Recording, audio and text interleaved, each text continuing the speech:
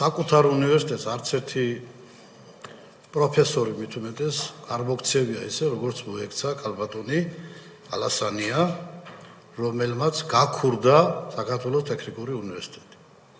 რა თქმა უნდა, მისი შვილის პრეზიდენტ სააკაშვილის ხელშეწყობით. ჯერ როგორც მოისმინეთ, გახსნა რამოდენიმე აუდიტორიანი ცენტრი და შემდგომ წაიღო უნივერსიტეტის თითქმის ნახევარი ქონება. გახსოვთ ალბათ, მაშინ იყო ასეთი მიდგომა, რომ საქართველოს ტექნიკური უნივერსიტეტი არ იყო საჭირო, იყო ერთი ეკონომიკის მინისტრი ბატონი ბენდუგიძე, რომელიც საკუთარი ნაბიჯებით ზომავდა ტექნიკური უნივერსიტეტების ფართობებს.